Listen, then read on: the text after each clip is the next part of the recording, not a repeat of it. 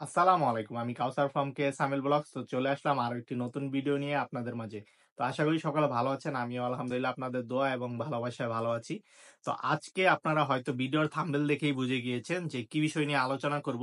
হ্যাঁ, ইউরোপের মধ্যে বর্তমানে আপনার ৩ বছরের আপনি থাকলে একটি দেশের মধ্যেই নাগরিকত্ব পেয়ে যাবেন এবং সেই দেশটি হচ্ছে জার্মানি।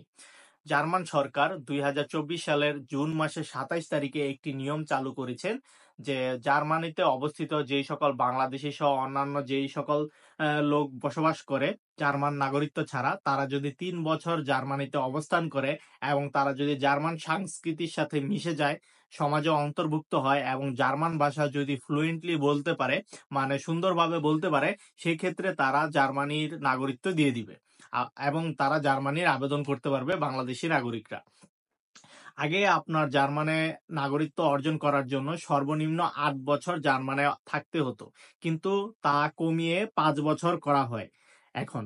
এবং ৫ বছর থেকে আপনার ৩ বছরও আপনি আবেদন করতে পারবেন যদি আপনার জার্মান সংস্কৃতির সাথে মিশে যান এবং জার্মান ল্যাঙ্গুয়েজ আপনি সহজেই বলতে পারেন এবং জার্মানের যেই আপনি যেখানে বসবাস করবেন সেখানে সমাজে যদি অন্তর্ভুক্ত হতে পারেন, সেক্ষেত্রে আপনি জার্মান নাগরিকত্ব সহজেই পেয়ে যাবেন।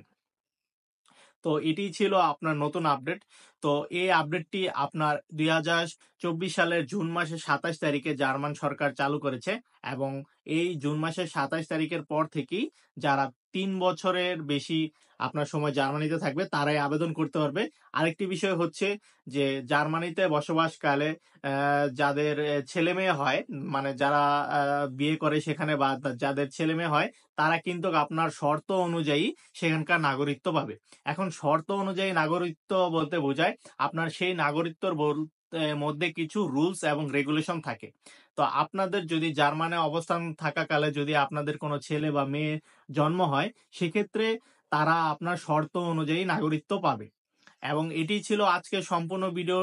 এবং ভিডিওটি যদি ভালো লেগে থাকে তাহলে অবশ্যই আমার চ্যানেলটিকে সাবস্ক্রাইব করে দিবেন। ধন্যবাদ সবাইকে। আসসালামু আলাইকুম।